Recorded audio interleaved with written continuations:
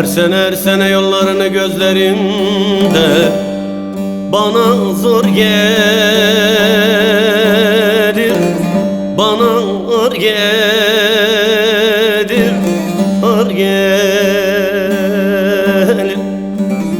Damla damla gözyaşlarım dökülür de yüreğimden kan gelir,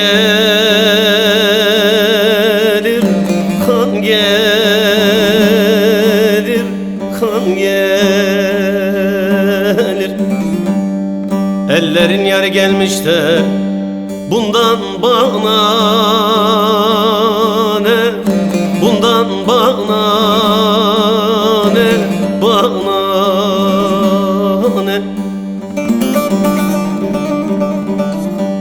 Benim yarım şu dersimden gelseydi bana yeterdi.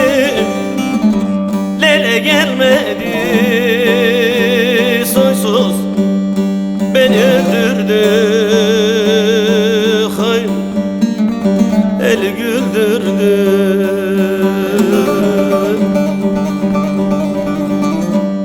Benim yarım şu Gazat'tan gelseydi bana yeterdi. Lele gelmedi, nidem el güldürdü. Soysuz beni öldürdü.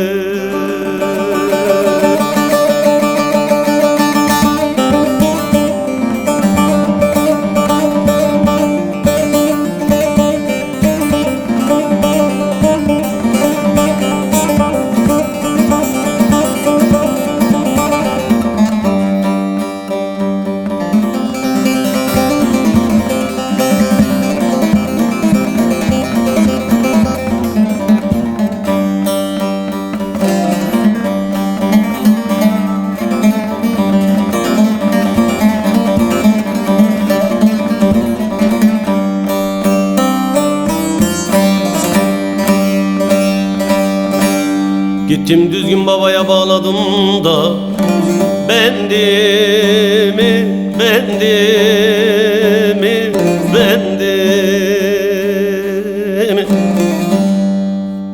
Hayli bir zaman avuttum durdum kendimi, kendimi, kendimi.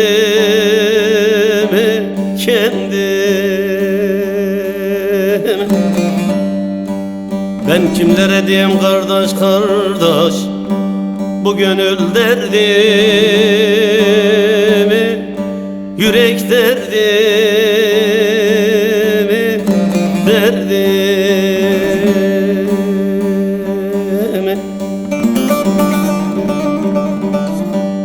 Benim yarım şu dersimden gelseydi bana yeterdi. Lele gelmedi, nidem beni öldürdü.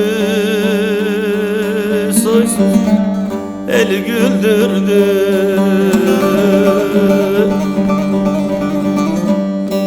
Benim yarım şu Mazgirt'ten gelseydi bana yeterdi. Lele gelmedi, nidem eli güldürdü. Soysuz beni öldürdü.